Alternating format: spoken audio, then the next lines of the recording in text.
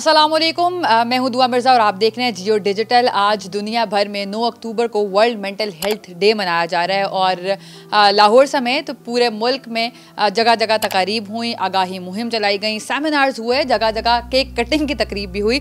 लेकिन mental health पर सिर्फ एक दिन बात की जाए या रोज़ाना बात की जाए, क्या ये बहुत सिंबॉलिक है? या फिर जब आप साइकेट्रिस्ट या साइकोलॉजिस्ट से कंसल्ट करने का सोचते हैं, हिम्मत बांधते हैं, तो फिर इतने पैसे कैसे लाएंगे? मेरे साथ life coach and relationship coach Syed Ejaz Bukhari साहब मौजूद हैं। सर, इस मुल्क में जहां मेंटल हेल्थ अब हर शख्स का मसला है, लेकिन साइकोलॉजिस्ट या साइकेट्रिस्ट की हेल्प लेना वो अफोर्डेबल नहीं है, तो फिर क्या करे बंदा? एक तो मैं बात आपसे अर्ज़ करूँ, आज के इस दिन के हिसाब से मैं आपसे अर्ज़ करूँगा कि वालिदैन को, मैं साइकियाट्रिस्ट वाला मैं जवाब देता हूँ आपको, वालिदैन से मैं गुजारिश करूँगा आज के इस दिन में कि प्लीज़ अपने बच्चों को सुनना शुरू करें। आप उनको इस तरह सुने, आप उन्हें ये मत बताएं कि हमें पता है तुम क्या कहना चाह रहे हो, बल्कि इस तरह सुने जैसे हैरान होकर सुनते हैं, ताकि उन्हें सुनाने का मज़ा आए। इसी तरह मैं मर्द से कहूँगा, यानी शौहर से, कि वो अपनी बीवी को भी बिल्कुल इसी तरह सुने, बग़ैर टोके, सिर्फ उसको सुनने के लिए सुन ले, समझने के लिए सुन ले, ताकि वो खाली हो फिर कहीं जाकर उसे भरे।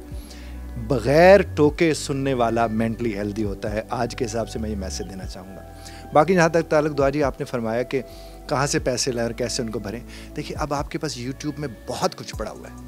अगर अच्छी तरह सुन के समझना शुरू कर दें और फिर उसके ऊपर अमल करना शुरू कर देंगे तो बहुत सी चीज़ें ठीक हो जाती हैं। दूसरी बात ये, जिस तरह लोग अक्सर कहते हैं कि नेचर के साथ जुड़ जाना चाहिए, नेचर के साथ जुड़ के भी ठीक किया जा सकता है। लेकिन प्लीज़ आज के दिन का जो मैसेज मैं आपसे अर्ज़ करना चाह रहा हूँ, एक ही चीज़ है जिसके ऊपर ध्यान देने की ज़रूरत है। सुने सुने और सुने, और बग़ैर किसी को लेबल लगाए सुने। इस तरह सुने लोगों को कि शायद आपके को सुनाकर उनका जी हल्का हो जाएगा। उनका जी हल्का करने का आप किरदार अदा करें, क्योंकि इसमें कोई शक नहीं है कि साइकाइट्रिस्ट या साइकोलॉजिस्ट ख़ास तौर पर बाहर वाले बहुत ज़्यादा चार्ज करते हैं, क्योंकि मेंटल हेल्थ से बढ़कर, जहनी सेहत से बढ़कर कोई चीज़ नहीं होती है। सुसाइड रेशो बहुत बढ़ गई है और कोर रीज़न डिप्रेशन समझ आता है। मेंटल इलनेस कब आइडेंटिफाई की जा सकती है और कौन शख्स डिप्रेस होता है? देखिए, हम सब कहीं ना कहीं डिप्रेस हैं, और उसकी बुनियादी वजह ये बन रही है कि हम लोगों को ये समझ ही नहीं आ रहा कि हमारे साथ हो क्या रहा है। फिर क्या होता है, फिर हम एक्सक्यूजेस ढूंढते हैं। ये जितने भी सुसाइड करते हैं या बाकी लोग, वो जस्टिफाई करते हैं अपने उस अमल को, तो जस्टिफाई करने वाला एक्सक्यूज़ ढूंढ रहा होता है। तो आप जब बात करते हैं डिप्रेशन की, आप किसी के सर में दर्द हो रहा है तो वो ये नहीं कहेगा इसकी कोई और वजह हो सकती है, वो कहे डिप्रेशन है। कोई वो हाथ उठा लेता है बीवी के ऊपर, कहते हैं डिप्रेशन है। किसी ने अपने बच्चों को मारना शुरू कर दिया, गली मोहल्ले में फायरिंग कर दी, ये कर दिया, सबको वो डिप्रेशन का नाम लेके बच जाता है। हमें बताना चाहिए उनको कि डिप्रेशन ऐसे नहीं होता है। ठीक है, तुम्हें गुस्सा आया है, तुम्हें उसके लिए बात करनी चाहिए कि तुम्हारे पर गुस्सा क्यों तुम्हें आ रहा है। जब आप डायग्नोज करने जाएंगे, रिफ्लेक्ट ऑन करने जाएंगे और बतौर एक्सक्यूज़ सबको एक्सेप्ट नहीं करना शुरू करेंगे, तो आपके मसाइल हल होने का इम्कान बढ़ जाएगा। हमारे यहाँ मेंटल हॉस्पिटल मौजूद है, लेकिन वहाँ पर जाने वाला हर शख्स पागल होकर ही वापस आता है। अगर ख़वातीन चली जाएँ तो उनकी शादियाँ नहीं होती हैं इवन। तो मुल्क में आगाही तो मौजूद है और अब लोग एजुकेटेड हैं, प्लस बहुत सारे लोगों का डिजिटल एक्सपोजर है, वहाँ पर they feel them self aware. मसला कहाँ है? देखें, आगही को बतौर आगही लिया जाता है हमारे यहाँ, आगही को बतौर अमल नहीं लिया जाता है। आप जब आगही को बतौर आगही लेंगे तो फिर आप वॉक कर लेंगे, आप बड़े बड़े बैनर लगा देंगे, 4-8 लोग आके अच्छी खासी तकरीर करके निकल लेंगे, लेकिन वो ज़िंदगी के ऊपर उसके असरात मुरतब नहीं होते हैं। अब जो कि हुकूमतों के पास पैसा ज़्यादा होता है, वसाइल ज़्यादा होते हैं, उन्हें ख़ास तौर पर चाहिए इस दिन के एतबार से कि वो ऐसे लोगों को इंगेज करें जो मोटिवेटेड हों। और अगर आप मोटिवेटेड लोगों को इंगेज करेंगे तो यकीन कीजिए फिर वो लोग जो वहाँ से डीमोटिवेट होकर आते हैं, जिनका आपने जिक्र किया, कभी ऐसे मामला नहीं होंगे। और उसके ऊपर सबसे ज़्यादा ज़रूरत इस वक्त इस चीज़ के ऊपर करने की हमें, यानी हमारा बजट सबसे ज़्यादा मुझसे के पूछे तो शायद तालीम से भी ज़्यादा मेंटल हेल्थ का होना चाहिए। हमारे यहाँ अभी भी ये टैबू है सर, लेकिन हम जब देखते हैं मुख्तलिफ डेटा को कंपेयर करते हैं तो अनएम्प्लॉयमेंट या रिलेशनशिप प्रॉब्लम्स, यही कोई रीज़न्स आती हैं।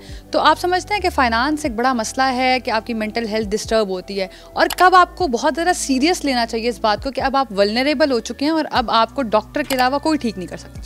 एक तो स्टमक आपका अगर बार बार ख़राब हो रहा है, आपको नींद अगर ठीक तरह से नहीं आ रही है, आपको बग़ैर वजह के गुस्सा आना शुरू हो जाता है, और आपको लगता है जैसे मेंटली आप थोड़ा फॉग आ रही है कि आपको बैठे बैठे ऐसे जैसे हल्का सा चक्कर आ रहा था, आपको समझ नहीं आ रहा है ये कैसे हुआ है, या फिर आपके अंदर उदासी काफ़ी दिनों से ठहर गई है, तो ये अलामात हैं कि आपको अब डॉक्टर के पास जाना चाहिए। एक और प्रॉब्लम ये आता है कि लोग कहते हैं बात करें, जब भी इस पे कैंपेन होती है तो कहते हैं अपने अंदर का गुस्सा निकालें, लेकिन हम जिन लोगों से बात करते हैं अगर वो हमें नहीं सुने तो हम ज़्यादा वल्नरेबल हो जाते हैं, या फिर कभी कभी वो थ्रेट बन जाता है। जितने क्राइम रिपोर्ट होते हैं, आपने किसी दोस्त से शेयरिंग की होती है, आप किसी को बहुत ट्रस्ट करते हैं, वो आपका अगर राज बता दे तो you get out of the way.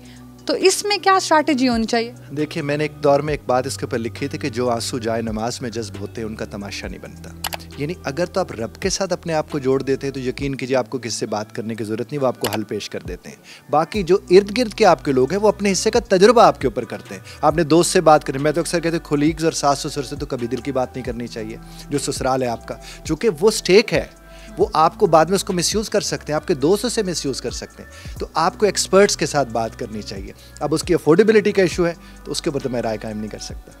यानी गवर्नमेंट को कोई ऐसा सेटअप बनाना चाहिए, कोई क्लब्स इंट्रोड्यूस करवाने चाहिए कि हर शख्स जैसे डिस्पेंसरी से 50 रुपए की बुखार की दवा ले सकता है, तो इसकी दवा भी होनी चाहिए। लिसनिंग कॉर्नर्स होने चाहिए, वहाँ पर अच्छे लोग बिठाने चाहिए, पुराने लोगों को उनको एक ट्रेनिंग करके उनको बिठाना चाहिए। और ये जो लास्ट ईयर हमारे साइकोलॉजी के स्टूडेंट्स का होता है, ये पूरा साल ही इसी के ऊपर होना चाहिए कि वो मुख्तलिफ जगहों पे जाएं, लोगों को सुने, डेटा इकट्ठा करें। यकीन कीजिए उससे बहुत फ़र्क पड़ेगा और उसमें पैसे भी नहीं लगेंगे लोगों के। बच्चा सिगरेट पीता हो तो सबसे पहले बीवी को पता चल जाता है, वैसे तो कहा जाता है, लेकिन माँ को सबसे पहले बच्चे की बॉडी लैंग्वेज पता चल जाती है। तो माँओं को क्या पैगाम देंगे? क्योंकि मुझे लगता है कि जैसे वो पहली दर्सगाह होती हैं, तो डिप्रेशन के लिए भी सबसे पहली वो होती हैं जो सेंसिटाइज अगर होंगी तो दे कैन रिकॉग्नाइज कि अच्छा बच्चे में अब तब्दीली आ रही। बहुत खूबसूरत आपने बात की है। माँ को सबसे पहला काम ये करना चाहिए कि बाप को बताना चाहिए।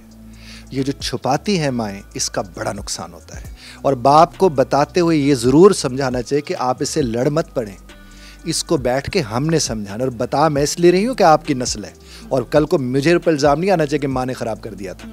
तो माँओं को फ़ौरन बताना चाहिए बाप को, और फिर ऑब्जर्वेशन में रखना चाहिए।